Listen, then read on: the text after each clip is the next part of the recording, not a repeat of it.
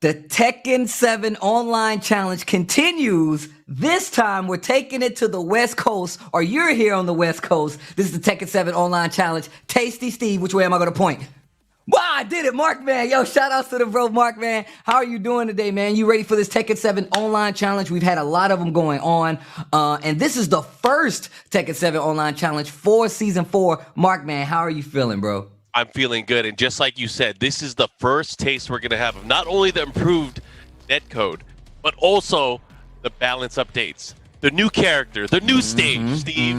I can't wait to see this good ass Tekken. I have been waiting, and I just want to see some bodies hit the flow. Let the bodies hit the...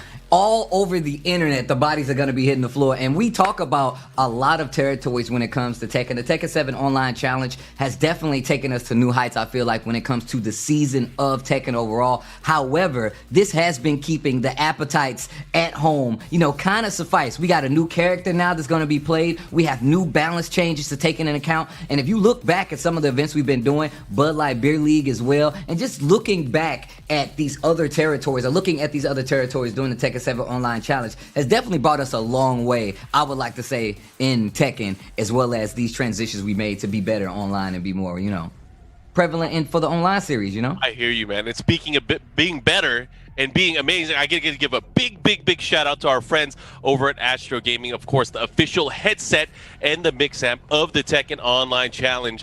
Got to give a lot of love to them. Always got to be repping for that Astro. Lots of love to the Astro family, of course. While we're at it, got to give a shout out over to everyone over at Bud Light. Make sure you guys catch the archives of the Bud Light Beer League. We just ended it last Tuesday, and it was amazing. So if you guys want to see some of that, the archives or some of the matches from the previous events, make sure you guys check it out at twitch.tv/Bud Light. And of course, man, shout outs to Bud Light for making sure, being one of those events that I was talking about that go on for the online players of Tekken to keep you guys out there entertained. And these Tekken 7 online challenges have actually made me even more excited, because now with these improvements to the netcode, we can play people all over the world. So now that these online challenges are happening, I feel like it does a great job of introducing people to some of the potential fighters and the best talent in the world that they can go up against. Oh, yeah. And you know what? That's the thing, is like, it's great you can be able to play against more people with better experiences.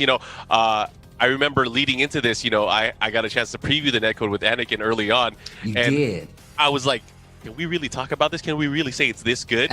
And it's gonna vary depending on who you play. But let's say you find those people that you have such a good connection with, where it feels just amazing. That's gonna be a fun experience. You're always gonna have more people to just be able to geek out with Tekken wise, and I think that's gonna be great. Hopefully, it helps build the community a bit more as far as competition and even learning the game. Well, speaking of geeking out, man, if you guys have been watching the Tekken 7 online challenges, they've been happening all over the world, and there's more opportunities coming up, because we do have the Tekken online challenge for Japan coming up, and it is going to be a good one. Personally, I honestly can't wait to see what Japan brings to the table. I haven't been watching a lot of the matches, but I have been seeing a lot of streams. That new netcode has made it so they are branching out and stretching all over the world to get some of these games in. So I feel like that's going to be another one coming up as well. The competition for the West is what I'm more concerned about right now, because we've seen Rip, who is in the exhibition coming up, will be in this tournament. We have Ben Chang, who has been a heavy hitter in that West Coast Bud Light Beer League, who also is in the bracket. We got Rick Steezy in there. I'm pretty sure MYK is in there somewhere around swimming with the sharks. We all know that the West Coast of the U.S. is one of the stronger territories for Tekken, and I honestly can't wait to see this. Being a West Coast resident myself now, I know just how strong these guys are, and having an online challenge to kind of show the world, even if you didn't know, is probably one of the best ways to look at it. I think having one of the highest levels of visibility as far as Tekken online events go, it's nice to see a lot of familiar names that we see at events like Wednesday Night Fights, Bud Light Beer League, and consistent events like that. Names that we've seen time and again. I mean, Lord Suikin. I mean, when we started the pre-event earlier this year, him coming out as a final boss and just really setting the tone for what we would have for these online challenge events, and it's been amazing. But speaking of which, again, the final boss challenge, man, are you ready to be final boss later, Steve? Me? Oh, bro, no, man. I don't know if you've seen my this new online reset of the ranks, bro. I've been getting beat up, so I mean, I'm gonna decline my final boss offer right now. Just save it for later. Damn, now people know how we do it. We just pick the person 5 minutes before. Damn. Oh, man, we're going to have to find someone else. It's okay. It's all right. It's all right. We got plenty of people. There's a lot of bosses. I know you guys might be new here to the Tekken 7 Online Challenge, but there's a lot of good players. And, you know, I'm not going to be one of them playing in this final boss challenge. I mean, Sukin is in the tournament. I feel like he has to hold down the fort as the final boss, right? Like, I feel like it's only right. You could have more than one final boss. Could you? Is that possible? Is it a secret boss? I mean, that's the thing. That's the thing. Once a final boss, always a final boss. Unless you're from Europe and you didn't win any of the final boss challenges. Oh, shots. Blue, blue, blue, blue. I see you, Mark, man. I can't wait for Rip to get beat up for that. I can't wait for Rip to get beat up for that. It was definitely Rip. I heard him say it. He actually texted to me earlier. I can't Guys, believe it. you gotta go win. I can't believe he did that, man. Just make sure you root against him in this Tekken 7 online challenge here for the West Coast. But like I said, man, this isn't the only one that we have. We've had one for Europe. We had one for quite a few territories all over the world. We've had the East as well. And you're still able to keep in contact and get involved. But we're going to go to our first match. Ooh, I can't wait. I hope you guys see what's about to happen this first match of the Tekken 7 Online Challenge. Oh, snap.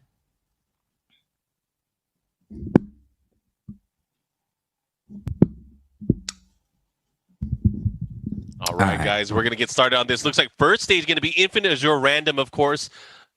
We have Masayu Fuma going up against Hattori Suzabi from the Pacific Northwest from Seattle.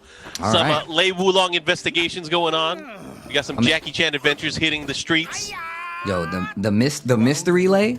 Full mystification? Is that an axe on his back? All right, here you go. Not just any axe, the golden axe. The golden axe? All that work here. Here comes a classic matchup. You know, two characters that have a lot of depth to them, whether it comes to their fighting styles and what they're able to pull out. No, that's definitely true. Oh, so what's gonna happen is obviously he's running a custom costume that we're not supposed to be running. This is a Tekken 7 online challenge, him? right? He knew. You got to read the rules before going to this. I just realized that when you said mystification, I was like, wait a minute. Lei looks different. He's hitting different, right? My man's rocking a spellcaster hat. He's got like magic whirling off of him. Bro, you can't do that. You should know by now that you can't run your customs. So we're going to have to do a I gotta reset. say, speaking of which, you know, I've been messing around with the customization. I've been trying to play Treasure Battle and unlock all of Kunimitsu's items because she's in the game. You got to be able to unlock all her stuff. Man, Treasure Battle, not a fan. I'm trying, man. I'm trying to get through that. I'm trying to slog through it. So, like, first off, like, I forgot all about Treasure Battle and the necessity to do Treasure Battle to get more items. 100% forgot about it. So now I'm like going through trying to customize the season 4, get everybody up to snuff, make them look good, and like I don't have all the items. So now I have to go do Treasure Battle to make my characters look cooler, and I don't know how I feel about that. We've been doing Tekken 7 Online Challenge tournaments, right? The past, however many months. But the real T7 Online Challenge is going to be the fashion show that we have at the end of the year. I hope you guys are ready for that. It's going to be on your channel, right? See, we're going to do the fashion show. We definitely have to do a Tekken 7 Online Challenge fashion show. Anakin will not be available to enter because he purposely makes the most grotesque customizations. It's a few people out there. You gotta call out the chosen one like that? I have to, though. He does it on purpose. He knows that they are ugly. You know who else does that just so we won't make sure that it's just, a United States thing? Nobi. This dude, Nobi, has the ugliest customizations in the world. Like, they're so bad. And like, honestly, I want to go down the list. We need to make a list, Mark, man. That's what we need to do. People that are banned from the There are people that are actually banned, bro. We're trying to make the game look good. We try to make it look good. And this doesn't, translate to their actual style because Anakin's a pretty swaggy guy and Nobi's good for what he does, but not in Tekken. It actually gets pretty gross, guys. You don't want more of that, So, either way, I hope you guys know it is presets only for these Tekken 7 online challenges, and they've given you the opportunity to play and get more defaults. We have 4 defaults. Choose one of those bad boys, the best fit your personality, and run it, okay? Lots of presets. Sometimes these guys get excited. They're like, Mom, I'm going to be on stream. I'm gonna swag out, wear my outfit, let my boys watch me. Then you get DQ just because you weren't paying attention to the rules. That's like the first day of school, man. Look, you can't wear your best clothes on the first week of school. You got to spread it out, man. On top of that, man, we have school uniforms here, just like the Tekken Tag High School, bro. There are uniforms there, and you got to use one of the 4 that's already pre-selected up there for you. You already got 4. You don't need more. Stick to the palettes, guys.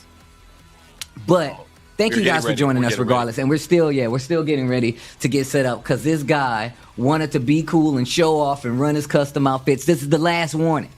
Hopefully, y'all lucky I ain't got the power, or I DQ you myself.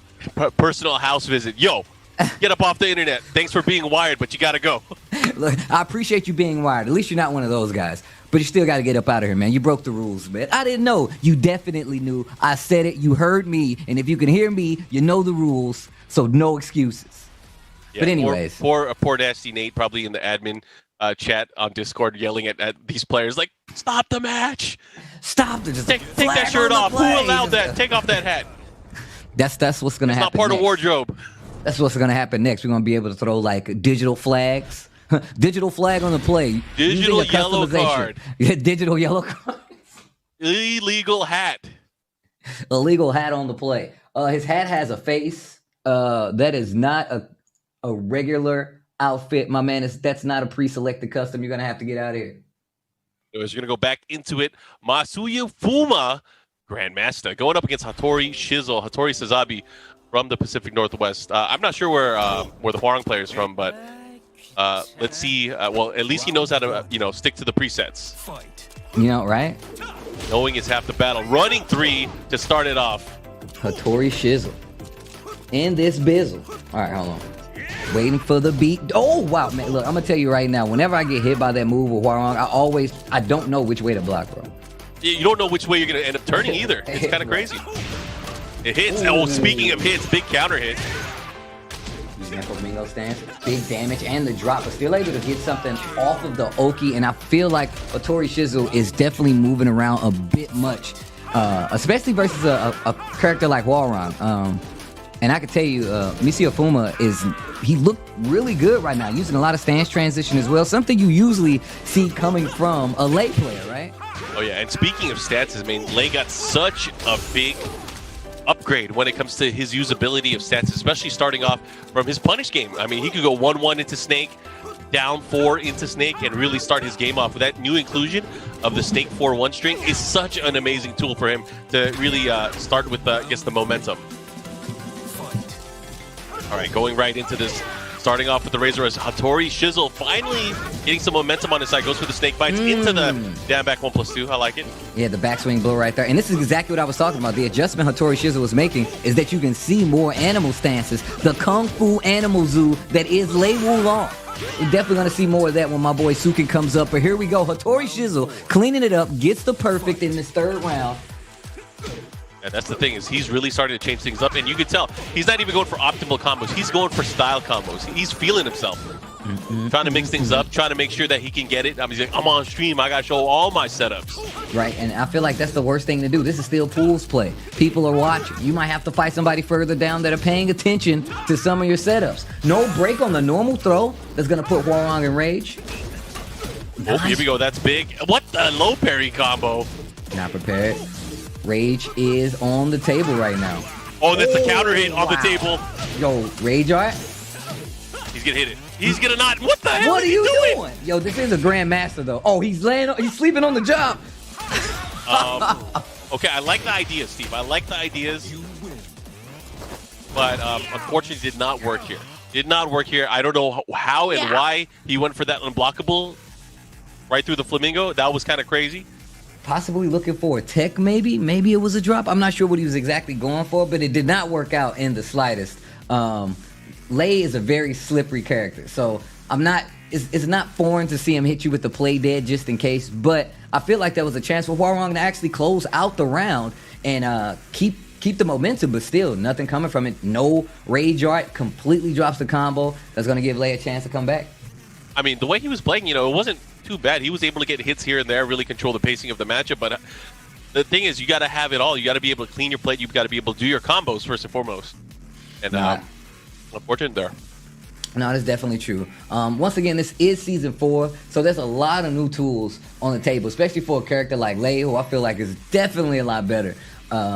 But of course, Hwarang, I feel like, is a character that's overall been steadily getting like these cool little buffs overall. Some would say like unneeded, because my man takes off a chunk of damage in a lot of instances.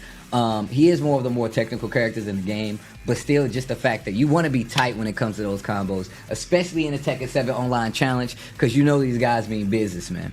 Oh yeah, we've seen our fair share of many characters throughout the Tekken 7 online challenge events. You know, just kind of reminiscing for the pre-event, the first event of the year, we had the US West event, and Speed Kicks, he came out blazing and ended up winning that tournament with his Hwarang, playing very, very strongly. And then we went over to Korea, where we saw Rest not only doing well in tournament, but also in the exhibition side of things, really showcasing how dominant his style of play can be with that character. And I mean, like I said, we've seen so many different characters. Is there any characters you feel like that we didn't really get to, or that really didn't get highlighted in a proper way? Because I feel like because we've done so many of these events now, almost everybody's been covered. Almost. I was actually about to say that I think one of the things that the Tekken 7 online challenge does, as well as the exhibitions, is that like a lot of people say that they don't know about a lot of these characters, but there's a lot of international specialists that are put on display for those Tekken 7 exhibitions, right? No matter where you are in the world. So we definitely, I feel like there's quite enough representation when it comes to characters. Obviously, I don't feel like we're going to be able to play every character, but when we talk about some of the matches that we've seen, not only on the exhibition side, but in the tournament itself, I feel like we got a pretty good spread of competition, and I'm still welcome for more. But here we go. Game number 2, Lei going up against Hwarang. Let's see what the changes are. Looks like we're going into the Forgotten Realm. It was picked at random. Oh, you must have forgot. We're going back to the realm.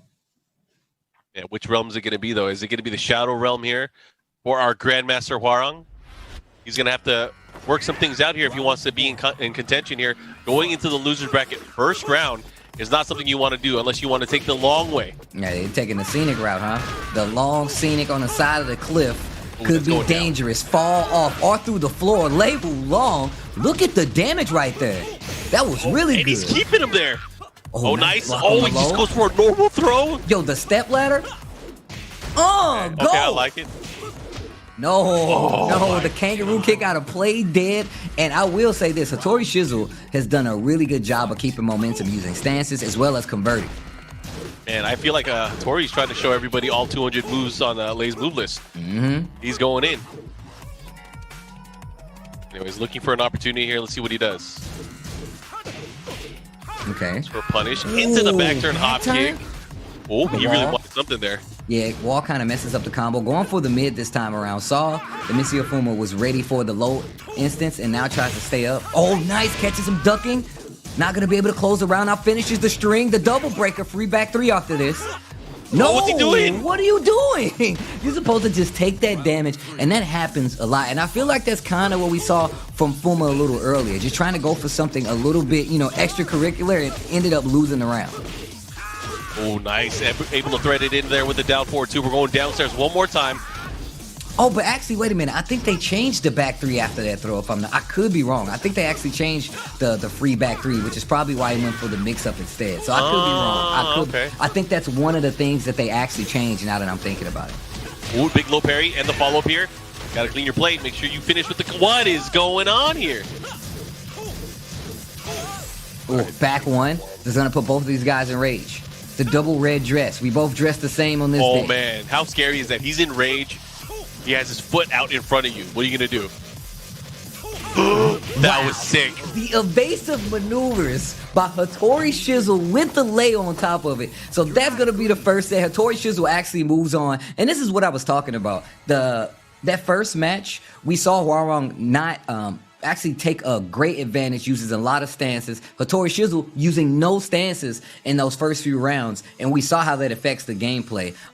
Now you see Lei kind of rise up, keep the momentum, and mostly because of the evasiveness of some of the stances. But I will say, Misiofuma was doing a great job blocking a lot of the attacks come out of like Panther stance, as well as just being aware. So shout out to Misiofuma. Gonna go down to the loser side in pools, unfortunately, and Hattori Shizzle's gonna move on.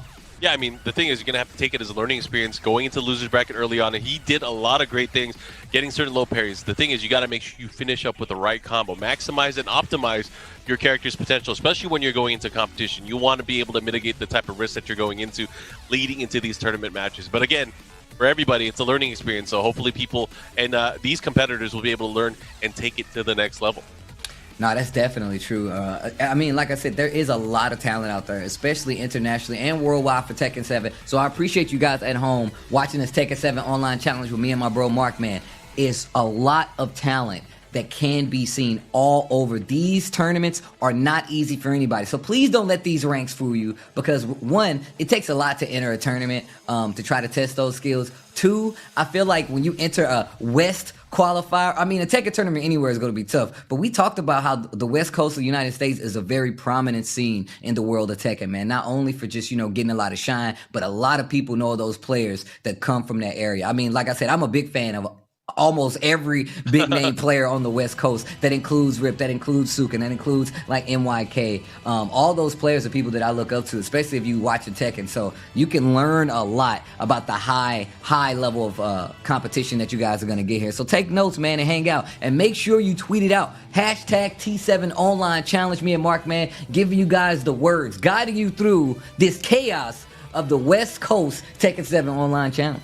Yeah, I'll be checking out, and also in the Twitch chat as well. Make sure you guys keep that discussion going with us. Let me open up the chat. Yeah, let me open up the chat. Not only that, I mean, just kind of want to go over with some of the players that we have in the pool play, in the bracket, and it's amazing. Just looking at these names, we got Bin Chang. I actually was watching a lot of Bin Chang videos over the past weekend, not from Tekken 7, but from the past. I don't know if a lot of people know, he was one of the Tekken gods during the Tekken 6 days in Korea, where he was competing on shows like Tekken Crash, and he was taking it to a lot of the top players there, teaming up with like JDCR, going up against the Resurrection team, the old school Resurrection team of Nee and Holman and them. So he's definitely been around. He's definitely a veteran of the game. So it's nice to see him still playing the game. Suikin in it, El Negro's in here, BDX, Way Gamble, Jackie Tran, Rip, Rixta, so many great names that we're going to be seeing throughout today. I'm excited. Well, here we go. We got our first Eliza on the screen today versus Kazuya as well. Man, these ranks really throw me off. Oh, yeah. So we got Macmo versus Scourge going right into it. Playing back a little bit. I like that. Just test with the 1-1 just to see how they're going to react. Oh, that's one of my favorite throws in the game, and we don't get to see it as much. It's very rare. I mean, just seeing Mishimas in general is kind of rare for us to see. So it's always a treat, especially if they start using other moves. Anyways, they're about even on life here, but the advantage here with Eliza having Rage right now, they're both in Rage. See what happens. Oh my gosh, did you Moonglide into my Rage art? Oh. Man, that was wild. Hold this laser. You got ground fireballs, huh? You're not the only person with a projectile, vampire lady. Hold this laser beam from the third eye, the mind's eye. Gotta hit him with that tri-beam cannon. Oh, nice. Gets the float, the follow-up here. Yeah, sidestep 4 actually got interrupted. Scourge keeping the momentum this time. Macmo back to the wall. I like Scourge actually backing up a little bit, playing a little more defensively, and just trying to wait. Glide 2 is blocked. Is going to get another chance for Macmo. Glide 2 to close it out, and this time, yeah, Macmo getting a little too impatient right there and overextended.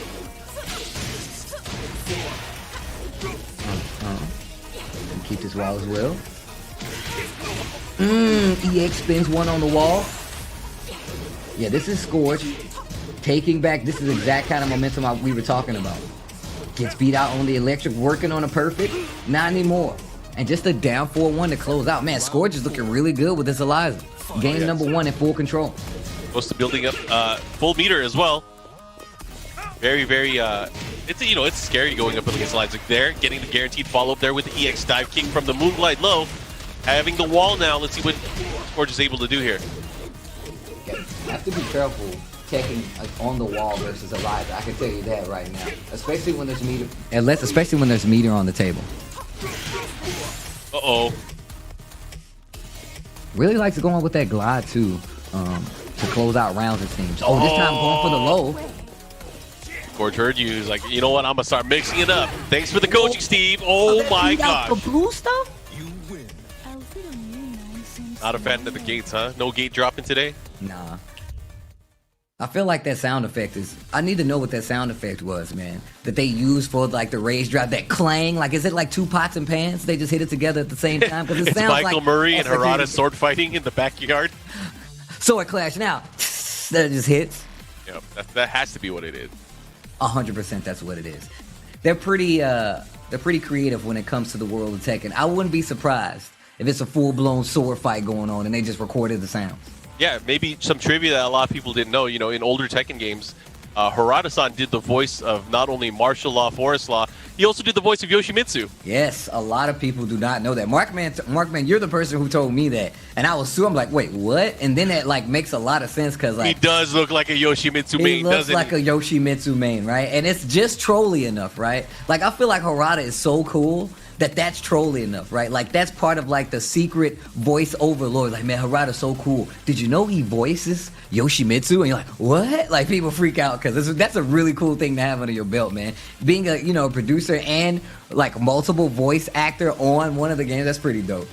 Yeah, I mean, I wish we could go back and kind of see some of the old media assets and a lot of things that they did for PR events back in Japan, back in the mid '90s. Harada-san was known as Shinjuku Heihachi at the time. That was like his gamer name. Yo, and he used to go to the arcades. He used to go to the arcades and knock people out. He used to put hands on them. It was crazy. I mean, look, a lot of people, we talked about how like, and we've seen Harada at like, even like EVO and like other events, CEOs, all competing in everything, right? And I feel like that's one of the coolest things you can have for like someone who makes a game to be in the trenches, like playing with you, you know what I'm saying? So shout outs to Harada. Yo, can y'all make some noise in the chat for Harada, our fearless leader? Oh, yeah. Lots of love to him, of course, and Michael Murray, and the rest of the team. They do such a great job. I know things are a bit harder just because of the nature of this year, harder to get things done development-wise, but they were able to deliver Season 4 just a few weeks ago, finally out. And, Season 4 is not even done yet. We still have more to look forward to. I'm excited. I can't wait until that happens, whenever it happens. Obviously, I want them to take their time, but, man, I can't wait for the future.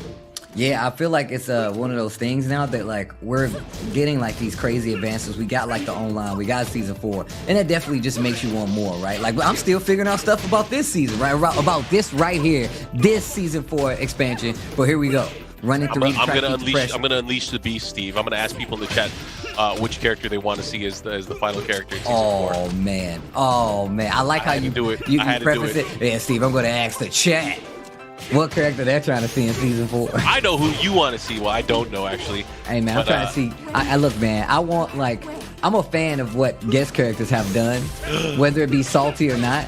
So, look, I'm okay with a guest character. You're okay with a guest character? You would prefer a guest character versus a returning or original character? Look, I want a character that could be a guest character, but look, we already got Akuma, we got Geese, you know? What about, you know what I'm saying, this Ken Masters, bro? I think that'd be sick. But anyway, whoa, that's just me. Because I feel like you can make them play different. I trust the Bandai Namco team to make Ken one of his coolest incarnations yet if he entered Tekken. Like, just think about that. I feel like that's one of the dopest challenges you can have. But here we go. Macmo trying to get back in control of this set. Somebody in the chat said Chuck Norris. Man, we would have to buff all the other characters in the game. So y'all trying to go back to Season 3? Is that what y'all saying? Because that's what we're trying to go back to 5.0, it sounds like. Right. Anyways, even on rounds right now, let's see. Macmo is going to have to really turn things up if he wants to tie things up. Good pick up. Get up 3 this time around. I like the option of going with the tracking move right there from Macmo. Even that down forward too, trying to catch sidesteps. And you can tell like Scorch isn't playing, very sidestep heavy game. So I feel like you might want to switch to the lows more often. That might be the round. And round number 3 goes to Scorch. We're going to go to this potential last round here. If Scorch can clean it up, dive kick early and big counter hit. This is not looking good for Macmo. If he's trying to get back in control, he's got to do something now. Oh, EX dive kick once again. And Eliza working on a perfect. Oh. Electric, no. Ooh, the big flying that kick. Took off so much damage. Jeez. So defense tightening up. Macmo still has a chance. Oh, that's not going to hit. Is that going to? Oh, my God. It almost hit. If there was a little bit more life up there on Macmo's life bar, unfortunately, that extra 5 HP is not going to save you because, the armor would have went if there was enough life and possibly could have got through with the rage art. But that's going to be it. Scourge is going to take it with Eliza. And you can see Makimo try to bring it back just a little bit, but we just wasn't able to turn it on soon enough. I've been taking some notes so far. So at least in the first match that we saw today, you got to make sure you finish your combos, optimize your combos, and have that awareness. Match number 2, you got to watch your life bar, man. You got to make sure you have enough life if you're going to go into a Rage Fest. No, that's definitely true. If you actually plan on going into a Rage Fest, but there's been a lot of rage, especially in these Tekken 7 online challenges, guys. So it is definitely going to be pretty strong going forward in this competition. I hope you guys are ready because December 5th registration is open for the Tekken 7 online challenge Japan, and we already know what Japan has in store. I talked about Nobi, but there's a lot of guys over there that you can look forward to seeing, and that's at TekkenWorldTour.com if you would like to register. Of course, we still have the Philippines that was delayed just a tad, but you're back on the docket. December 12th will be the time. Registration is now live. Once again, head on over to TekkenWorldTour.com if you want to get in on that Tekken 7 online challenge for the Philippines. Yeah, the Philippines event was originally supposed to happen maybe was it a week ago? It was supposed to happen a week ago, but because of the typhoon that's going on over there and a lot of the players and staff not having power, we had to postpone it. So now we're in a better place, better time set for that mid-December timeframe. So hopefully, I was looking at the registration for that event, and if everybody still registers and comes through, it's going to end up being the biggest event of the year. And I got to give a shout-out to the Philippines for that. Their passion for the game is crazy. We were there the past few years, Steve, and it's insane. Look, you know I have a lot of love for the Philippines. Honestly, I can't even wait to get back over there. You know what I'm saying? That's your homeland, and I'm still trying to get back over there to visit the guys. So shout out to everybody in the Philippines. You lucky I don't know Tagalog, or I will drop that bad boy right now. But when I come back on my next trip, I got it. Yeah, you definitely got it. But speaking of which, if you're a fan of Tekken and you're playing and you have an Xbox, let's say you have a brand new Xbox Series X or Series S, Tekken 7 is available right now on Xbox Live Gold and for Xbox Game Pass Ultimate members to play for free this entire weekend until end of day tomorrow. So if you have an Xbox and you don't already have Tekken 7, go ahead and play that bad boy for free the entire weekend. Yo, that's actually, and on top of that, there's a lot of players that, live on that Xbox.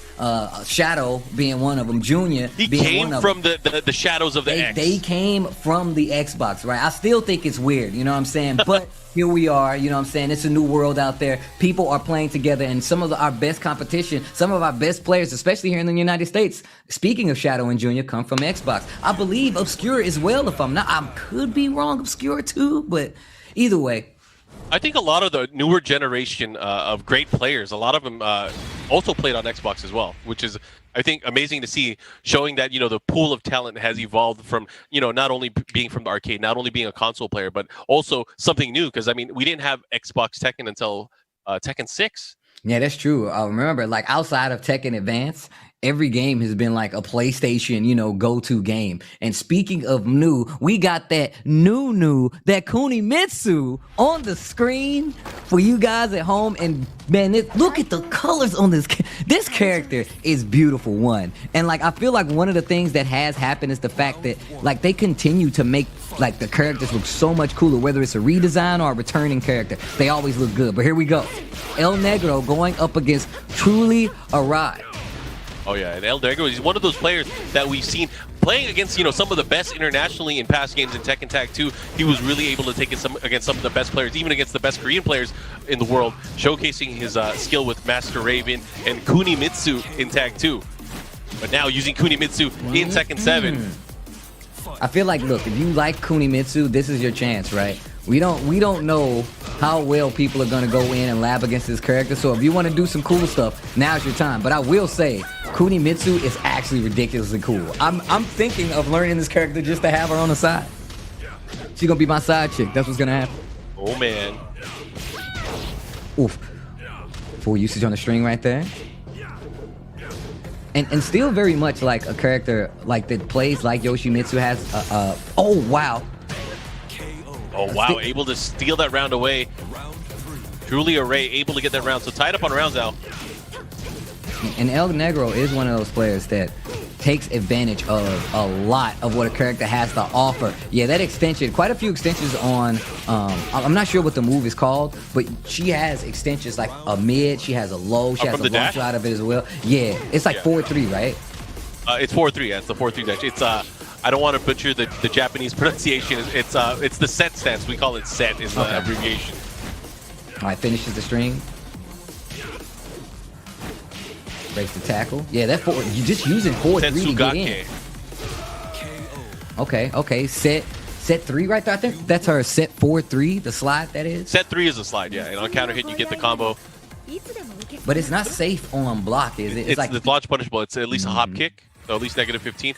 The other move that she has, the set 2, which is crazy. It has a crazy counter hit animation, and then she gets a follow up into a crazy combo afterwards. Obviously, it goes straight into screw, but still, that thing being safe is such a great tool to be able to throw out, and it complements the rest.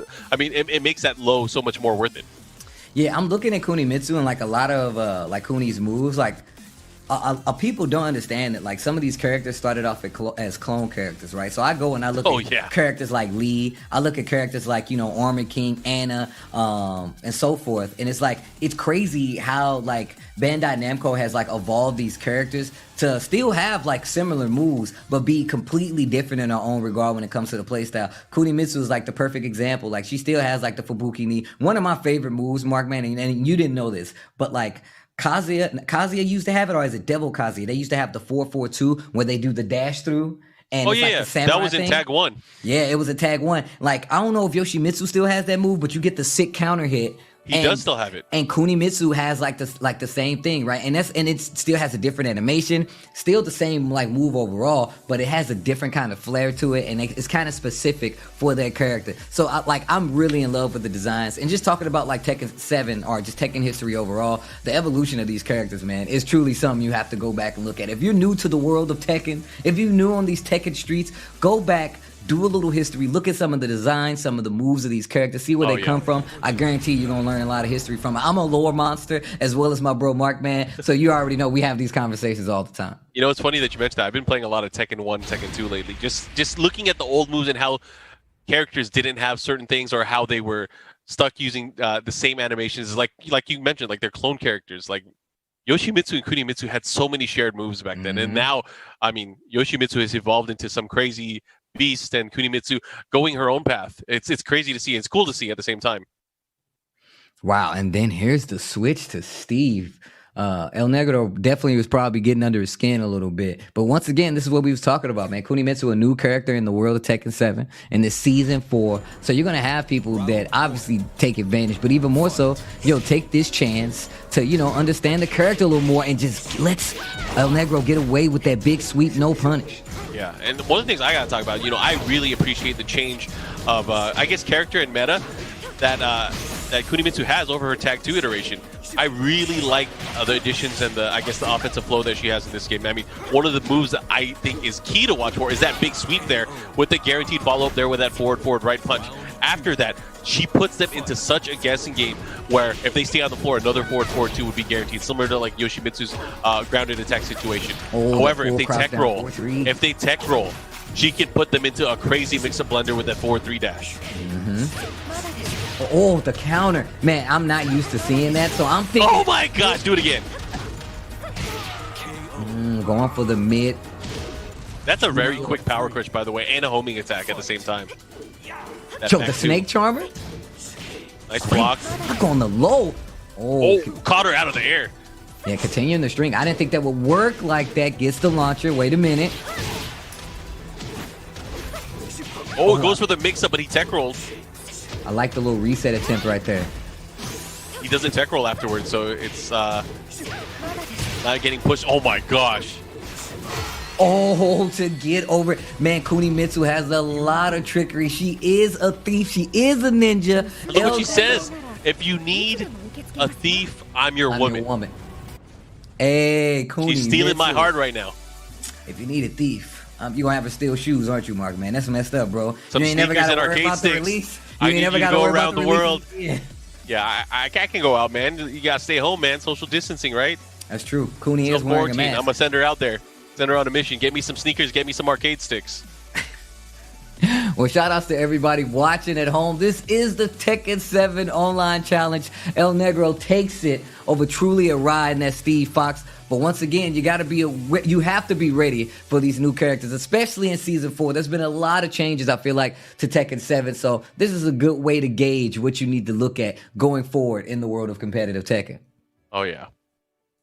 Looking forward to it. So we've seen some good matches so far. I'm excited to see how the rest of the bracket is going to play out. We kind of mentioned earlier on, if you guys haven't had a chance to see it, but make sure you guys check out the bracket. Check out the players that are in the bracket, man. We were talking about Bin Chang speaking, El Negro, who we just saw playing, BDX, who's been doing such a great job with Noctis throughout a lot of these online tournaments throughout this year. Wei Gamble, who is one of the players in the exhibitions tomorrow. Jackie Tran also in the tournament. We got Rip, who is also playing in the exhibitions tomorrow. Ricksta, a lot of players overall. I mean, I'm just looking at the different pools and the different standings. I'm going to try to get an update here to see how things are going so far. And you talked about those exhibitions while you looked that up. Rip is in that exhibition going up against Avery or Running Black. Avery, yeah. He goes by Avery I always forget because I want to call him like Running Black. But like, man, the trailers are one of the things that I like to talk about because those trailers are amazing. Not only the sound clips, but like the editing, the way that they do the interviews. So shout outs to Bandai Namco for making those happen. And on top of that, like I'm loving the Smack Talk interviews, right? Like obviously like Rip and Avery have played each other a bunch. But the smack talk stays really consistent, right? Being a St. Louis native, the smack talk between these two specifically is always really, really good. And if you guys have not, you should definitely go check out some of those the trailers for the exhibitions that will be happening tomorrow with, you know, maybe a returning final boss. Yeah, I'm excited to see who that's going to be. I mean, of course, that's going to be happening at the end of today. We get to see the champion of today's event going up against a final boss where they have a chance, you know, if they're able to win, they get a chance to double their winnings. How cool is that? Look, I don't know. First off, the format overall, right? Something that has not been done before. I love the fact that there's like a hidden boss that you have to be ready for, as well as that, like we have these single day events that happen online, right? Just a nice weekend to set up looking at some Tekken. And like I said, just a way to highlight like some of the best competition in Tekken 7 on the West Coast. Yeah, and you were mentioning that you love watching the interviews and the clips featuring these players. If you guys haven't had a chance to do it, make sure you guys follow the Bandai Namco Esports Twitter account. That's where you're seeing all of this action. Of course, we'll play some of the interviews tomorrow during our exhibitions, but if you want to check them out now, kind of get a preview of what's happening in the exhibitions, make sure you guys check them out at BNE Esports. Yeah, BNE Esports. Make sure you guys check it out. And if you need more, BNE Esports on Twitter as well as YouTube, if you want to check out videos on YouTube as well as the updates on the esports side of things for Bandai Namco. And of course, you're here watching Tekken. Where do you follow us? On Twitter, Twitch, as well as Facebook. If you want to be a fan, you want to sub, you want to follow, or you just want to tweet using that sweet hashtag T7 online challenge, you can do that on all social media. So make sure you give us a follow. Oh yeah. Bandai Namco Esports YouTube channel is actually a great resource of just a history of how we got here with Tekken 7. We started with early 2017, but man, we aren't done yet. There is so much action that we've seen throughout many years of the King of Iron Fist tournaments, the Tekken online events, the Tekken World Tour in general. Yeah, there's so much content that lives on that channel. So I hope you guys take a deep dive into it. There's a lot of great history there. And not just for Tekken. I mean, there's Soul Calibur, there's Dragon Ball FighterZ as well. Yeah, there's everything on there. I could say right now, the youth being able to go to YouTube and look at some of these matches, because you can go look at the entire event, or you can go look at these specific matches, whether it comes from the event or whether it's the final boss or not. That is a good way to go look at these videos, do some research, as well as, just keep track of it. You never know what you do in your downtime. Me personally, I watch a lot of Tekken, so I'm subbed to the channel, and I got to go do some research sometimes, because we're not always able to check those events. So make sure you follow us on all the socials. All right. We are getting ready for the next match as we see where we are. I'm trying to follow along with the bracket here. Follow along. Let's see where we at. Oh, we have Incerity from NorCal. Going up against Lowe's 44, a King player. Now this matchup is historically. Oh, this is Brawl. My bad. Shout outs to Brawl. Look, I have this thing. One of the adjustments that we make for online is just reading the actual tag and what they enter the tournament as. So with Brawl going up against Insurretti, a person that I've definitely seen enter online tournaments. an established, I feel like, Warong player, as well as because of that rank reset, I feel like would be a lot higher. But at this Vindicator right now. You know, it's crazy because of the rank change and the rank reset, and you know everyone being at lower ranks now. It's a lot scarier online in the ranked world. It's like, is this guy really this rank, or is he much higher? Anyways, going right into it, Bra and Incerity. Oh, Bra, not Brawl. Bruh. Oh, that was supposed to be Shining Wizard for sure. Gets Shining jabbed out. Yo, going for the ultimate tackle back turn. That could have been a lot worse. That back turn hop kick definitely helped Bruh out. Uh-oh. Uh-oh. Yeah, pushing towards the other side of the stage. But a big counter hit. I feel like as a King player, that is so satisfying when you hit that counter hit down back 3. Oh, yeah. Oh, yeah. Especially now that they made the combo after it a little easier. Yo, the breaker. Ooh. Oh, not this time. Talk to my knee. Up, forward, 3. Okay, bruh. Think you're so cool having your jacket on your shoulders like that? Let me teach you a lesson.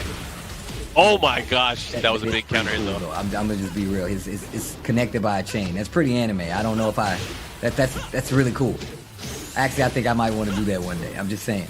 Man, if anyone could pull it off, Steve, it's you. Except if you get counter hit in the face. No, but the drop, bruh.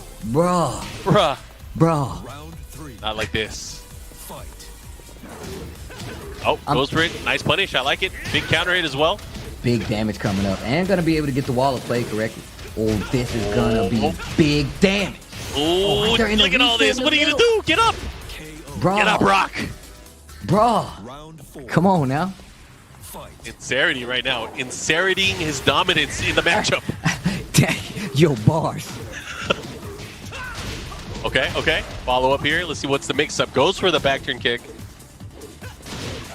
Oop, that could have been big if he had the wall splat. Doesn't matter. He's in cruise control and a backlash to seal the deal. Perfect. Wow. Yo, he sits on his back. He just stays there. When does he leave? You beat him up and then he's trying to get up. You sit on his back and you just talk smack to him? Pretty much. This guy Huarong, man. Huarong, man. He was the original, like when he came in T3, he was like the bad boy. He was the bad boy. The rebel. Dude, he fled from army service for a whole game. He was like, nope, not me, can't beat me. Just to get into a fight. That's to fight against his homeboy Jin Kazama. That's real hate right there, man. My man ran from the government. It was like, you know what? I'm actually just trying to fight Jin. He cut his hair and everything, bro. I remember when we saw the Huarong, like he cut his hair and he had like the spiky T4 hair. Army outfit. I had a lot of friends in high school. I had a lot of female friends, girlfriends in high school that were legit like mad that Huarong cut his hair. And then he had the long hair. Yo, I was such a fan of the long hair Huarong. No, I feel you there because, like, you know, it's cool to have a different look, right? But there's always that thing. There's always someone that tells me, like, I'm always thinking about it, like, especially during the pandemic, like, man, I should cut my hair. I always hear Tasty Steve in the background, Mark, don't you cut your hair. Don't you dare do it. You cut it, it'll never grow back. So I get scared. I never cut my hair. Look, this dude, look, chat, I need y'all to do this for me. Every time y'all see Markman, just let him know he shouldn't cut his hair. I don't know what it is about like me and long hair, but I'm telling you, Markman rocks it so well. So if you see him, just remind him. I got the hat on. Randomly, just be like, yo, Mark, don't cut your... You ain't even got to see it. Just know as long as I'm happy, I'm commentating with Markman, don't let him cut his hair, chat. I might not be sitting next to him, and I'm going to leave it up to the chat to tell Markman not to cut his hair. That's your duty. Your taste bud duty out there. All right, here we go. See, look at that. The chat already know what's up. The chat already... Look, don't. I mean, I got to give it up. The chat is on point, especially here on twitch.tv/Tekken. Thank you guys for spending some of your weekend with us. And we're going to go into match number 2. Inserity's up 1-0 right now. Yeah, that rank reset definitely got me in a lot of instances, man. I'm running into people, and like I went down to like Emperor from like Tekken God Prime, and I'm trying to fight my way back, and man, this is definitely pushing a boulder uphill. You know, I'm gonna cut my hair. See, look at this. And then I'm gonna donate it to Eris and actually, hook him up. That's pretty nice. That's pretty nice. I'm gonna do that. I'm gonna hook him up. I wonder if Eris would have like the long hair. Like if Eris had like the long hair in my hair, like that would look so sick. That would actually look sick. Like Eris would go up so many power levels in my eyes. if he had long hair. Anyways, here we go. But I think he's a proud member of he's going towards BGC? the BGC, man. Those guys are getting pretty buff, man. I'm not only the president, I'm a client too. I'm a client too. Those commercials back in the day. Oh my God. Insincerity with the tenacity. Inserting his foot in Bra's ass right now. Yeah. I mean, dude, Bra even dressed up. He wore the PS4 exclusive outfit and everything. I'm gonna tell you. Trying to swag out against. Oh my gosh, it's not looking good. Big damage. That extra 5 points of life not gonna save you for too much longer. Instant ready set point. Nah, man, like I'm gonna tell you right now that this outfit is one of the reasons that I play on PS4 or PS5 now, right? Like that's one of the reasons. I love this outfit so much, and it's updated. Just like this beating a perfect up. Oh my gosh, this dude Instant Ready was not letting my boy Bruh move at all in that last set. And it's something like a lot of people always say, like, man, you're playing King, he has a King reversal. Why don't you just reverse the kicks? Bro, it is not that easy. It is not that easy to reverse them kicks, even if you're fighting a character that mostly does kicks. I hate to inform you guys, it doesn't work that way. You got to be on point to make sure you do that, because you know a good Hwoarang player is not going to throw his leg out willy-nilly like that so you can just grab it. They're gonna have a plan for that, especially going up against King, knowing that they can't reverse it or counter the reversal. I feel like for me, man, when I'm fighting Hwoarang, like it's just they have to stagger, you know, their offense if you're a Hwoarang player versus King or someone who has a reversal. King is different because he has specifically a kick reversal thing, and Hwoarang does Taekwondo, so you got to be careful. But no, that's the thing you have to worry about in these matchups. Obviously not going to slow down Instant Ready, who takes it over Bra. But that's going to put Bra in that loser side. I think that is, because I'm not sure if that was winner side of the pool. But Instant Ready's going to move on. And of course, we've been talking about it. We've been gabbing about it the entire day. But we have the exhibitions coming up tomorrow. 11/22 will be the time. We got Wade Gamble, Daddy Gamble, going up against longtime friend Jackie Tran and an Evo champ at that. Of course, we have the final boss that says it on the tagline. It says it on the license plates, going up against Sukin. I'm Sukin going up against Ben Chang. Excuse me, the final boss. He's so good, he's fighting himself. Bro, he's so good, he might have to fight himself. But him and Ben Chang has been going back and forth in these Bud Light Beer League. So make sure you check out when they come back, these Bud Light Beer Leagues, as well as Sukin versus Ben Chang rivalry that has been building up. And speaking of a rivalry, the longest set of the exhibitions coming up on the 22nd will be Avery going up against Rip. This is a 1st to 7, and it's going to be Jin versus Law, especially from some of these videos we saw. And that's going to be the tail of the tape for the exhibitions coming up tomorrow after the Tekken 7 online challenge. Man, I cannot wait. I can't wait. Speaking of which, Steve, there is a huge match coming up. Huge match. Word? You know what it is? I'm not going to tell you because we're going on break right now. We'll be back with some more Tekken 7 online challenge. See you guys. 7 online challenge returns. We've come back from our break. Mark, man, you said we had a dope match coming up and you made us wait to the other side of the break. You better tell me right now, what is it? Well, if it's going according to plan, it's going to be one of the top players that we've been seeing in these online events. But before we get into that, I got to give a big shout out to our friends over at Astro Gaming. They're back for another year supporting the Tekken Online Challenge as the official headset and the Mix app. And this year, Astro Gaming, of course, will be providing the top 3 of today's event, the Open Event Champions, with Astro products and custom merchandise. So shout outs to Astro for supporting Tekken and, of course, always supporting the fighting game community. Definitely true, man. Astro has definitely been hooking us up. Mark, man, is rocking the shirt. I definitely got me a sick mask. Luckily, I'm in the house, so I don't need it. But shout outs to Astro for always holding it down for the Tekken community. I appreciate you guys. Oh, yeah. Much appreciation, of course. If you guys want more Tekken action as well, we just finished up the Bud Light Beer League. It was this past Tuesday. We had champions from both the East and the West. And it was a good time. You know, it was a lot of weeks where we were able to really play that out. If you guys want, make sure you guys catch the archives. You can check it out on the Twitch channel, twitch.tv/BudLight, for all of the past action from Bud Light Beer League Tekken 7. So make sure you guys check that out.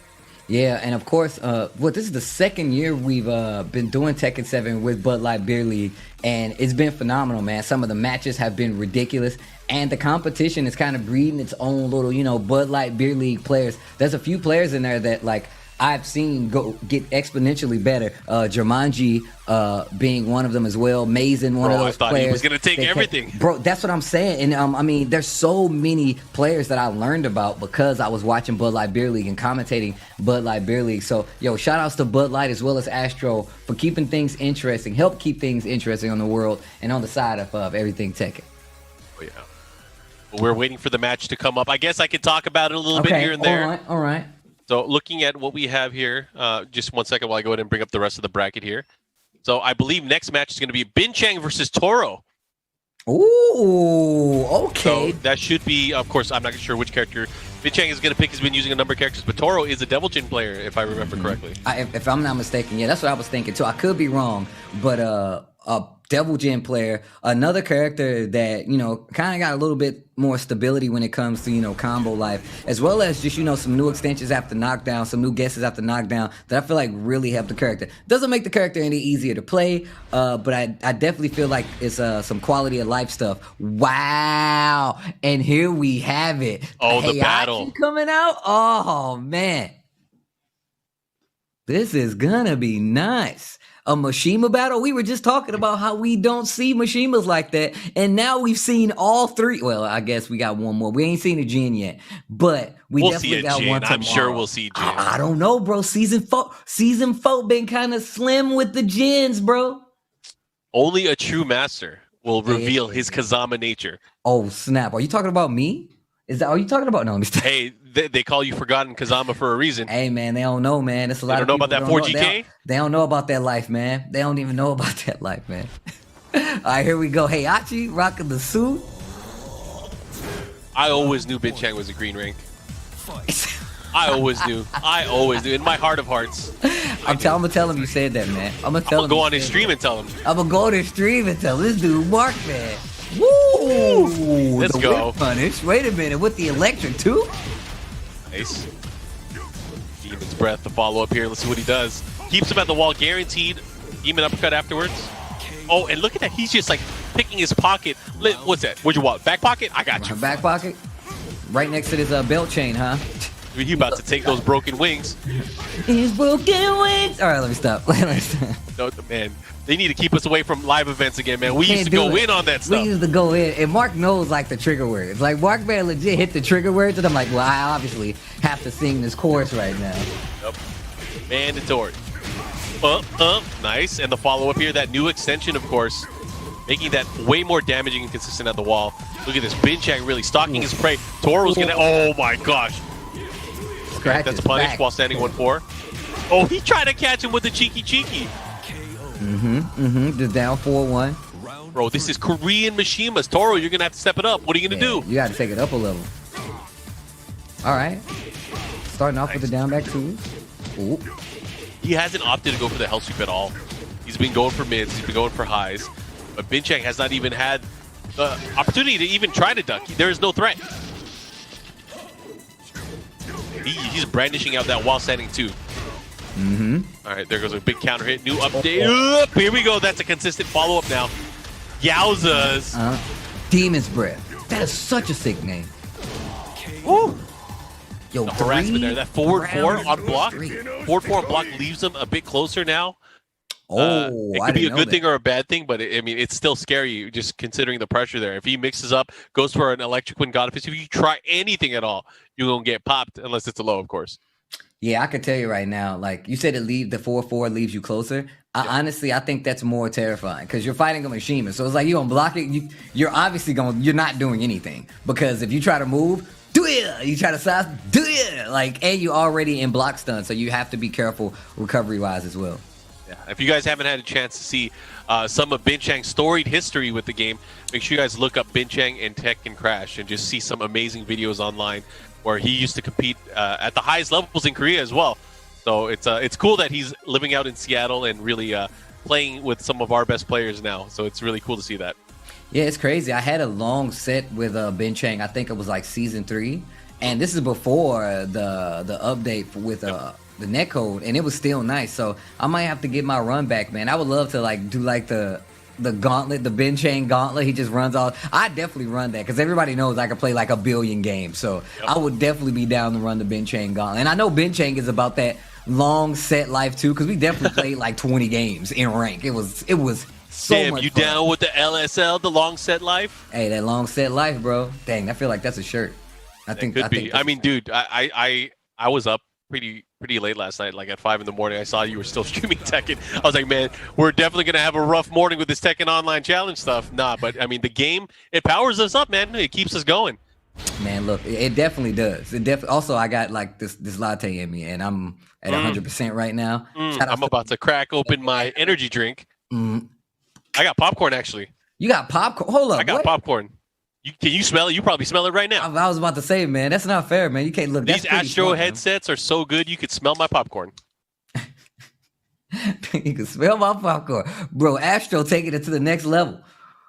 Smell the esports. Oh, this is a good stage for Toro, though. Devil Jin, man, his back 2-1 into the Heaven's Gate, it can really do some damage on this stage. Yo, But that's the thing, is he has to get a launch. He has to get... Okay, there's an opportunity right there. But he bobbles it. Oh my gosh. And not the good bobble either. This is the worst bobble, man. You just... Okay, Das Boot. Das Boot again. This time the low Das Boot. Break Right, the he's going. floor. I'm going down. Oh, Oh, what, he didn't do it again. why did he do it again? I don't know. He's nervous. Vomit on his sweater already. Mom Spaghetti, he's nervous. All right, what's he gonna do? They're both in rage. This is where it's scary. Oh no, he didn't. He didn't pop the rage drive. Nice broken platito. Round 2. Broken on him. Okay. Oh man, I like it. Toro playing with a little bit more confidence here going into it. What's he gonna do though? How is he gonna contain Bincheng? I mean, look, got around. So I feel like this is where you gotta keep that momentum. Oh man, the floor break on the last hit. Oh, man, that Demon's Breath whiff. I wonder why. Yo, down for a 1-1 to get the carry and the floor break. Yo, can somebody digital scissors that for me? Oh, he dropped the combo. Never mind. Get up. Wait a minute. Yo, The opportunity. Oh no! no. What are you gonna do? Uh-oh. Not like this. You're up. Oh my god. Down 4-1-2. That could have been a completely different round. He didn't get the second extension off the uppercut, as well as just not being able to get that rage art to close out. That was toxic Toro's round. Oh, and he was waving, and he got launched for it. Here comes Bincheng. He gets the wall, the mix-ups, the pressure with that forward 4. Mm-hmm. What are you gonna do? How are you gonna handle this onslaught? Heihachi has so many ways. Oh my! And the delayed flash punch combo, just like that. He's up now, 2 rounds to 1. All right, Bincheng, set point here. This is pool play, ladies and gentlemen. Oh, nice. Gets the tsunami on the punish. Lots of dancing right now. Toro's definitely cleaned it up a bit. Up close, gets the electric. Wait a minute. Toxic Toro is the name. Das Boot. Oh man, here we go. Nice cancel. Woo! Wait a minute. Yo, Toro. He's Toxic staying alive. With the electrics. Hold up. Hold the phone. Oh, quick Devil Jin. sidestep. What you gonna do? Uh-oh, Bincheng running wild now. He should be able to get towards the wall. Oh, he tried to fly out. Are you serious? Right. Yo, and now you're the Tooth Fairy sidestep too? No, the 3-ring circus at the end, no.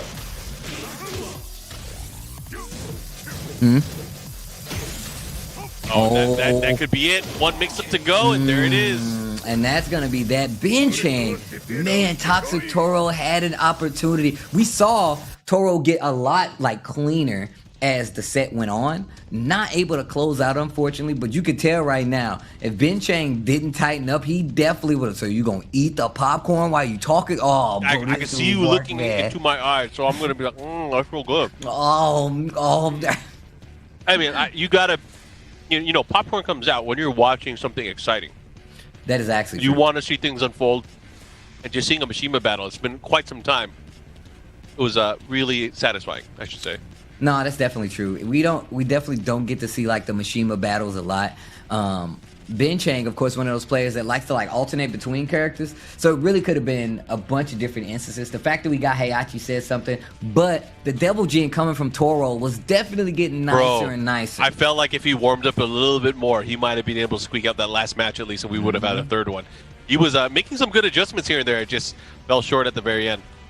Well, that's part of the game. You got to keep it tight. You know what I'm saying? That's when it comes. That's what happens when you're playing some of these tense situations. Man, we have an old man match. And when I say old man, you guys probably know who I'm talking about, or one of the people that I'm talking about. But this is definitely a match between veterans that's going to be coming up. And I'm excited to see this one because they're two old friends that we made playing this game. What? And they're going to be going at it. But it's a classic matchup. It is the most classic of matchups, Steve. It's a NorCal versus SoCal match. Ah, the old NorCal SoCal match. This is gonna be nice. Wait, but who is it though? Stop giving us the tease, bro. You got to tell us who it is. I'll let the versus screen speak for itself. But we're gonna have ourselves speak for itself. A fun match. Okay.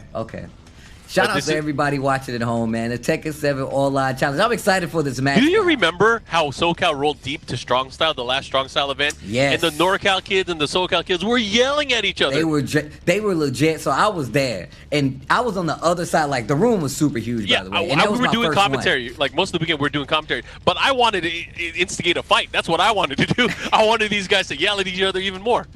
Look at that, man. Toxic Mark, man. The evil persona, Toxic Mark, man. Yeah, man, I wanted to fight to break out. I was going to scream Tekken. I was going to pull out my popcorn. I was going to throw my water bottle. Yo, Nate, come here. You just throw Nate Monster over there. Oh, my God. Oh, it's not the match yet. This is BDX versus Kasuma. FDX is another player that I've actually saw in the Bud Light Beer League. And just a fan. Like, honestly, one of those players that definitely stepped up to the challenge, did very well.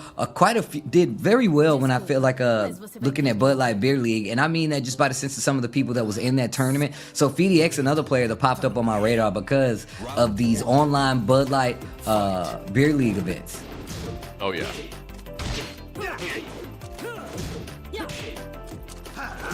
Oof. Running attack. And Noctis, definitely one of those characters I feel like as like Tekken 7 got like more mature as a game, we start to see more and more. And I see a few people like shout outs to Reno, who plays the character. My boy Jody plays the character. And even, people like Sonic Fox. Sonic Fox actually plays very good Noctis as well. Oh yeah. I mean, Noctis is, I feel like, again, been really fleshed out as a character. We only saw, specialists, I guess, using the character. I know Just Frame James used Noctis for a long while, but also Jotaro from Japan. But other than that, we didn't really see too much Noctis play. However, towards the end of Season 3, we really started seeing the rise of players like FDX. And seeing the Season 4 changes as well, it just added more overall personality to the character. We're going to see a lot of that nasty down forward 1-2. I like these down forward ones. And I'm going to tell you right now, I've been seeing a lot more Katarinas lately. Whoa, alright! Gotta roll the R's. Alright! Yeah, that's how you know it's real. You got an R for me too back there, buddy?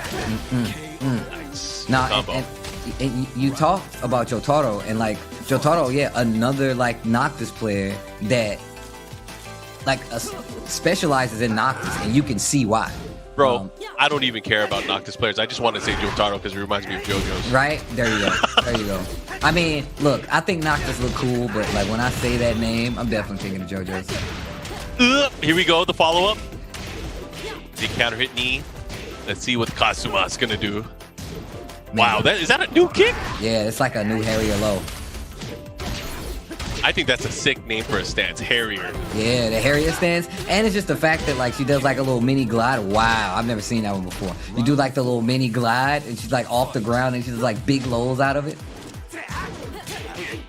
Oh, that's launch punishable, not able to get anything afterwards, but oh my the boot God. to the face. Bootsy Collins. So, we're on the Tekken channel. Harada's going to show up any minute now. He's going to be like, what are you doing singing? Ooh, the perfect. You know when Harada, when we were in Thailand and he told you to stop singing? I did not know that was gonna happen. That was obviously totally unscripted. Yeah, that was 100% unscripted, bro. But man, he must have been saving that in for a minute. He must have been holding that for a minute, man. There was a lot of content when he said, he's like, why you always singing, man? I'm like, oh, bro, he's been holding it.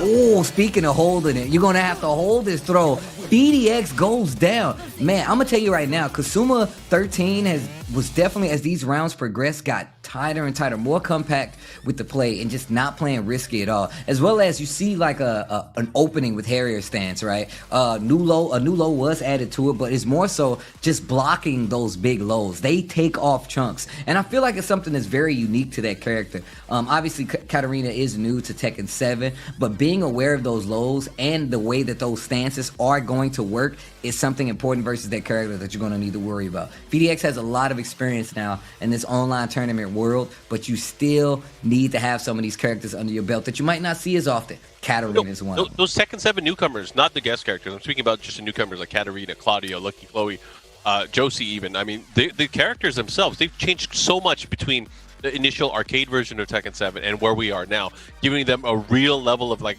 individuality and personality from the rest of the cast. And I love to see that kind of stuff. It's really cool.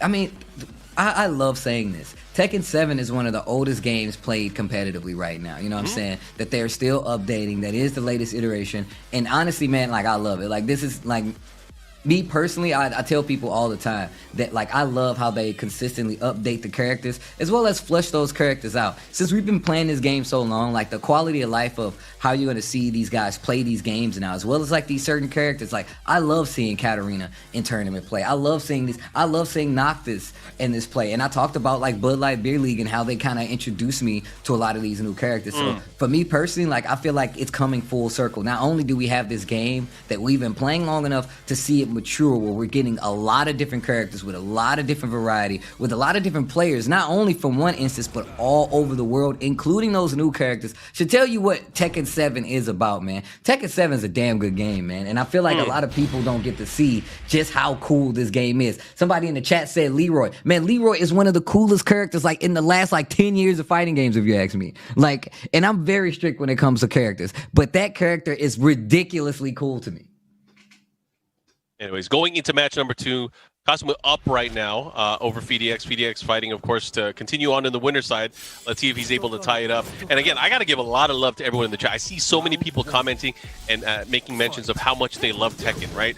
And, you know, that wasn't always the case. I got to be very honest, you know. There weren't that many people that were in love with this game, but it just goes to show you how much this game has grown to be able to attract new fans. And I love that. I love that this, you know, obviously it's not a secret to us. We've known this forever now, Steve. This game is off the chain. This game is insane in such a good way, where one of the things that we attribute to our love of the game is the friendships that we made along the way. Man. And I hate to sound as corny as I do by saying that, but it's one of those instances where it's totally true. Now, like, the relationships and the learnings that we have from this game, it applies to real life. Yeah, all those people that still playing Tekken, bro, I've made a lot of friends off of it, Mark, man. You already know this. I'm friends with Mark, man, not only because of Tekken, but, like, our love for Tekken definitely puts us at, like, yo, man, we definitely have a lot more respect for each other. All right, here we go. Going back in. And FDX definitely cleaning this up a lot more. This second game is looking a lot better, but we saw Kasuma do the same thing. Oh, yeah. I mean, the thing is, I feel like Kasuma is forcing FDX to attack a little bit more, maybe take bigger risks here. However, Kasuma, once he gets into that flow, which we saw in the first match, he is kind of unstoppable so far. I feel like FDX is probably not too comfortable in the matchup. Oof. Running again, running attack at the follow-up here. Yeah, this time getting the float, it's going to do some decent damage. He does have range to help increase it overall, but what's he going to do here? Oh, that was a great step. That was such a good read. Yo, FDX. Let me see the sword collection. Let me see the sword collection, bro. He hit him with everything. Hell yeah. Yo, all of that, and then you got to drop the English? Hell yeah. Hell yeah. He's regal, man. He is the king. What you gonna do? All right. Area 1, the follow-up here. No, I saw how FDX actually got that last round was he jabbed Katarina out of the Harrier stance. So even though the Harrier stance is good, that's the switch up, right? You have to be careful because she has decent range, as well as the fact that she has really good lows out of stationary that can still chunk you, and they have so much range. Oh, this could be another mark of the comeback. It all started with that combo, getting that confidence, but also, oh man, the spear's coming out. I like VDX actually going a little heavier with the buttons, with some of the moves. Kazuma is definitely trying to stagger a little bit, so calling Katarina out on some of these will definitely get you some ground, especially with a character like Noctis. You really got I feel like Noctis is the kind of character that, oh my gosh, that was sick. You have to test their knowledge to see what they're going to be ready to react to, as well as punish. I think that's how it should be with everybody's characters. Like, obviously, you can respect someone. If you have experience against someone, you'll know what they know. However, if it's a matchup that you're going into where you may not be familiar with the player, you need to test them on what they know and how they can respect your character. Oh, that was big. This is huge. Looking to close it out here. What's the mix-up, though? Is there even going to be one? No! Yo, FDX is in trouble. FDX is in trouble. Kasuma 13 just ran it back these 2 rounds, and FDX was looking so much better this game. Throwing out the aura. Okay. Forward 4 again. Here's the good Oki opportunity after here. What's he going to do? Goes for the whoop. Goes for the commando roll into the shield bash. Oh, man, he's about to breathe and stop. There's a punish. Oh, snap. I like it. Exactly what I was talking about, man. FDX definitely a trial under fire where I've seen FDX make some great adjustments in game. So it's cool to see this come to the big stage, as well as for this Tekken 7 Online Challenge. I love the adjustments. And one of the things we spoke about was Harrier stance and how it can affect the matchup. One of the things that changed was the fact that there was a lot more jab activity coming in from FDX. That way you're going to get those floats. So that kind of knocks out how that Harrier game is going to work. So you have to go for more blade and lows. One thing that we're not seeing out of Kasuma is the fact that we're not seeing a lot of down forward ones. It's pretty scary versus a backdashing Noctis who's waiting for you to whiff, especially FDX, who you've seen use these big launchers just to keep you on guard. So I feel like that's what we're noticing change in the game, right? More jabs to stop the Harrier, but we're also seeing that Katarina has stopped doing Harrier and going more for some of those just big damage, chunky lows. And there's a touch and go now, because you almost saw that Kasuma ran that match back, even though FDX was playing so good. Oh, yeah. And that's the thing, is now that's how we got to this point where we're at now. We're going to a final match between these two. And it's tough, man. It is super tough. Yo, chat. I know you guys are watching and enjoying this hashtag T7 Online Challenge. Let me make sure y'all awake. Can y'all make some noise out there? I know I just be talking, but I love the fact that we got like such a crowd here watching this Tekken 7 Online Challenge. FDX holding it down, bringing it back here in the set to keep alive, and this is just pool play, so you know it only gets deeper. It only gets tougher for the rest of our West Coast contestants here in this US West Tekken 7 Online Challenge. I see y'all in the chat making noise, and I appreciate you. That's right. Let's go. All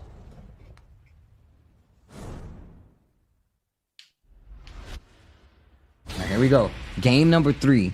And the Lars switch, oh man, I feel like this could be a problem for FDX. We didn't see any of this from Kazuma, and the mix-ups are going to get stronger, I feel like. I feel like there's not enough people. We talked about the characters that we don't get to see often, but this is also a play at how much variety we have here in Tekken 7, but we have a Lars on the screen. I want to know what FDX knows about the Lars, man. Are you a fan of BL? Do you like BL? Oh, I rock with BL.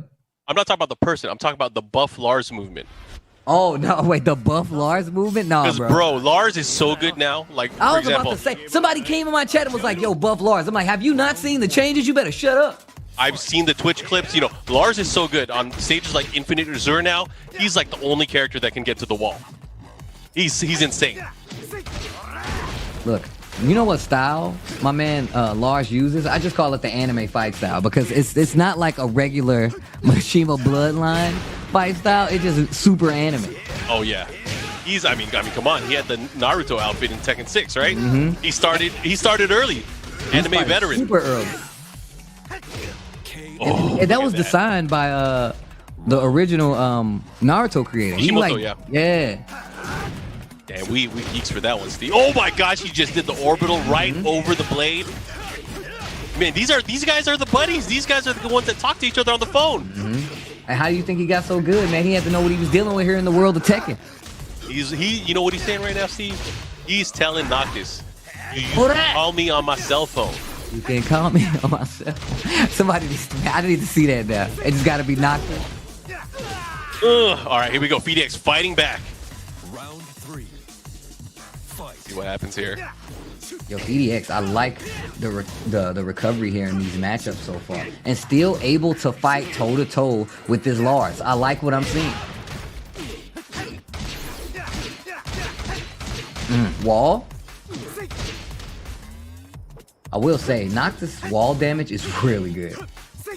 Even with like the nerf to season 4 on wall damage, he gets so many hits on some of his wall ender options that it's always good damage. Oh, the step there. I like what Cosmo was able to do, and look at that, the forward 4-3 to close it out, 2 rounds to 1. Lars is looking like a good choice right now. That switch. Yeah, the thing is, definitely coming up. People are probably watching this on stream as well. Some of the competitors noting now that Kasuma has the Lars, so they might be making counter adjustments just in case. Look at the damage. Look, this is exactly what I was. Look at the damage that this dude Noctis just put out. And there's an orbital once again. He went for the reversal there, but of course mistiming it. The late hitting nature of that up forward 4 saved him. But here we go. Final round. Let's see what happens. Who is going to take it here? Who is going to move on throughout the winner's side?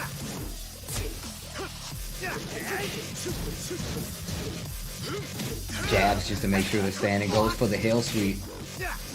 Kasuma just his whole round, no combo damage, just all pokes. Side step 4 once again.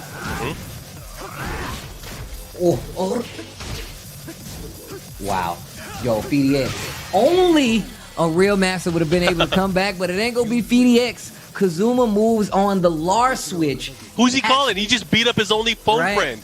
I don't know, man. You never know. You never know. Him a voice message? Somebody else. He called his dad. He was like, don't you love me like you love Kazuya? And then he hung up the phone. Yo, Noctizi, you done? Yo, what's some of those ramen recipes or what's up? What's it? Can you teach me how to cook? Can you show me how to cook? Is that possible? Well, he got cooked. I gotta say that. And of course, you know what you guys are watching, the Tekken 7 online challenge. And this time, Japan will have its time to shine December 5th, and the registration is now open. The TekkenWorldTour.com, just TekkenWorldTour.com, not the, if you would like to sign up. And of course, the delayed but not forgotten, and one of the most anticipated, I would like to say, Tekken Online Challenge for the Philippines, December 12th is the new date. Registration is now live once again. If you want to sign up, you want to show your stuff, TekkenWorldTour.com is where you would do that.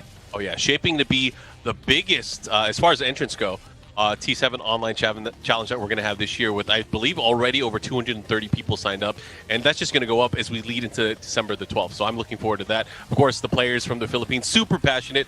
Aside from that, week before, we have the Japan event, and I'm looking forward to that. The Japan event is going to be sick just because, I mean, again, they have so many specialists in Japan. I want to see all the characters. And you know, all those players that we hate, all those Gigas players, I want to see them in action. Yeah, I want to see him in action get beat up. They beat us up. That's why we're kind of salty. They definitely beat us up, man. I'm just forever a hater of Gigas now. Like, and Yojin Boy. Yeah.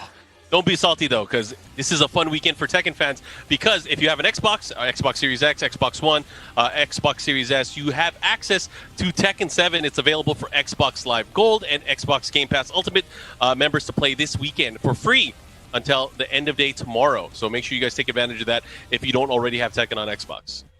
Yeah, man, get your chance to play. I talked about some of the players that we've already seen come from the world of Xbox, but you get a chance to play it for free on that new Xbox on top of that. So make sure you guys go ahead, get your game time in. Maybe you might run in the shadow. Who knows?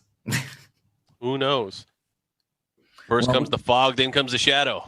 Oh, snap. Man, you got some bars today, Mark, man. Okay, all right. Saving them, man. I've been saving them until I had a moment to talk to my man, Tasty Steve. It's been a while since I don't even know if we've done one of these together. The T7 online challenges. I know we've done a few throwbacks. We've definitely done a few. It's been a while. You know, they got to keep us apart, man. You know, I don't even want to bring it up. I was going to say, can you grab my arm through the digital world? I would try. And can you put me in the Phantom Pain? I'm working on it. That's what I was actually going to call it. It's going to be a jutsu. I was like, Phantom Pain. He's like, You just start Did you see my screaming via the webcam turn off? internet. Like, ah. Oh man, it'd be like one of those ghost hunts, bro. That's exactly what it's gonna be. What happened? Yeah, the lights are flashing. What's happening? Just see my hand grab through the monitor. That'd be sick. That would actually be sick. Oh man, but shout outs to everybody at home watching. Shout outs to my bro Mark Man as well. Like we definitely don't get to do these enough. Obviously, we've had to shift gears a little bit. Tekken 7 Online Challenge is that gear that we've actually shifted and has done nothing but brought you the best Tekken 7 competition. Of course, with the new updated netcode, we have matches from all over the world, as well as we're giving you these sick exhibitions. We have the exhibition coming up tomorrow. We got Wade Gamble in that bad boy. We got Jackie Tran. We got Sukin. We got Ben Chain. We got Rip. And that's only for this weekend. We have the Philippines coming up as well as Tekken 7 Online Challenge for Japan, and that's plenty of Tekken action to last you throughout the year. And once again, I feel like as much as we've been at home, we've seen a lot of Tekken, and I can't ask for more at this point. Well, dealing with what we have, I feel like this is a great way to stay involved in some Tekken. Hopefully everyone is going to be able to enjoy it. You know, again, we still have a few more Tekken 7 Online Challenge, but we still have the Tekken throwbacks as well. So I hope you guys look forward to that. That happens on Thursdays, so don't miss it as that happens. I mean, I'm excited. I mean, I don't think there's one next Thursday, though. Correct me if I'm wrong. I know the production team's listening. I don't think there's one during Thanksgiving Day, but I believe there will be one the week after. Yeah, we definitely went down the line, right? I like the Tekken World Tour throwbacks was because we literally just had a year in review to see where a lot of these players came from, right? Like we got to see who went where, like where they came from, and a lot of events to see like the placing of the John Dings, the Avery storytelling, man, the story, like all of it is in those Tekken World Tour throwbacks. And personally, I love the Tekken World Tour throwback because it's not really like we're commentating them. We're just talking about a lot of the instances, some of the upsets, and some of our dope events. So if you guys would like, a year in review, make sure you check out some of those Tekken World Tour throwbacks. Obviously, like Mark said, I'm pretty sure we don't have one coming up for next week, but they are good viewing, especially if you want to get caught up on the lore of the Tekken World Tour, especially the year before. Well, waiting on our next match, getting set up. Hope you guys are enjoying it at home. I honestly can't wait. I still have to go to the lab with Kunimitsu because there's a bunch of stuff I don't know. And I'm not trying to get beat up like I did. I was playing this dude Meeks online. You were playing him for a while, bro. Yeah, like 2 hours. Like, it was crazy. Actually, it might have been more. But shout outs to Meeks and shout outs to this online, this netcode, bro. Because I don't even know where my man was. But the games was pretty crispy. Crispy is always good. It's a nice texture, and the texture of the online play lately. I mean, I gotta ask. I mean, let's survey the chat. I know a lot of people have been trying to test the limits of it, trying to see how far they can play against players comfortably. And obviously, it's going to vary per person. But hopefully, everyone's online experience has been improved. And I think that was the goal for the team, is to have improved online experience. And I hope it's just working out for you guys. I know for at least our local guys, the guys that play in San Diego, we've been playing way more than we've ever have. Just really enjoying being able to play each other at a higher caliber, or being able to take it just a bit more seriously. No, that's definitely true. I mean, once and you already know, once we saw it and we heard, like you said, you and Anakin get a chance to talk about it, that definitely was put everybody on notice. They were like, yo, I can't believe it's that good. And then people finally got their hands on it. And it definitely changed everything. A lot of people was like, bro, I can play people in New York with no connectivity issues. I can actually do this. And Rip was one of those people who had played with, out of country people before, right? Yep. I even played my friend Killshot, who was in another country even before the rollback happened or the netcode update happened. And personally, I want to run it back. I haven't gotten a chance to play with people out of the country yet. If I have, I didn't notice, but I definitely want to run it back so I can get, my international feel of this new netcode. Yeah. I mean, there's only, I usually don't ask people to do anything. It's very rare for me to ask a favor of anybody. It's just, it's a thing. I don't really like doing it. But if there's anything that happens for a lot of the players, especially for our community, I only ask you guys of two things. One, wear a mask and be safe. 2, get a goddamn Ethernet cable. Yo, bro, I'm telling you right now, man. Don't come up to my internet window asking me to play your Wi-Fi, because I'm probably not going to do it. Especially if I'm in rank. And some casuals, maybe. But if I'm playing rank, bro, I'm just going to act like I don't even see you, man. Girl Scout selling bad cookies. I don't want no parts of that, bro. Don't even. All we nobody got lives left, here. all we got left are the Wi-Fi cookies, sir. Do you want Right. this? I will Look, slap it hey, out of your you hand, want young some Thin lady. Mints? You want some Thin Mints? I don't like Thin Mints, bro. Get out of here, Girl Scout. You want to fight? Is that what it is? Because if you're asking me about Thin Mints, I don't want no parts of them bad boys. And you know, I know it's not feasible for a lot of people out there, but I'm serious. If you guys hit me up on Twitter, if you need a Ethernet cable, hit me up. I'll donate one to you. Yo, Hit me you up. just did it. You just did it. You have. I want to improve the you experience, have man. 4 messages right now. You got 4 of them right now. Anyways, we got El Negro versus Jackie Tran. This is going to be a battle. So This is going to be a battle. this is going to be good. El Negro standing alive, rocking the Kunimitsu. Of course, Jackie Tran, another established player in the world of Tekken so far. El Negro we've seen earlier with the Kunimitsu, and so we know that there's some understanding. Knows the in and outs a little bit with that Kuni. Quarter circle 4-2's block. That's what, -10 if I'm not mistaken. So you gotta be like, I feel like I'm watching and I'm still learning about this character as well. Oh yeah, and I think that's a great part of whenever seasons change. Literally and figuratively, the new season, the update, new characters, is everyone is trying to learn at the same pace, right? It's cool to see that because there's an age of, I guess, discovery and risk taking that we don't get to see normally. Okay, putting the pressure on right now. Right now, El Negro doing a great job, has a decent livelihood. However, gotta be careful, man. Here we go, going back into it. Yeah, I feel like one of the things about Kuni is that she has so many different strings that you have to be aware of. And I'm not sure if that's this combo dropped because, you know, Jack's a bigger character, but that definitely didn't look like it was gonna combo. Yeah, usually it does though. That's the thing. I don't really see it miss at that range. All right, Seed Planter, what's the mix-up? Goes for the forward 2. While standing 3, back 4, Nice. into the dash. That should hit. Dashing knee. No. Hesitated with the combo there. Not sure why he went for forward 2. Shoutouts again to everybody that's tuning in. Tries to go for the hug. Oop. Nice block there. On the low. Back turn down 2, able to get the nice block on it. And you know, she has so many great tricks that put her into the back turn state as well. That set 3 once again. Oh, wow, that's not a punish. That is not a punish. Oh, just raw blue stuff. Yo, let me see some blue stuffs in the chat, yo. Round That's a crazy rage drive, by the way. It wall splats from so far away as well. Her damage conversion after that wall splat is another thing as well.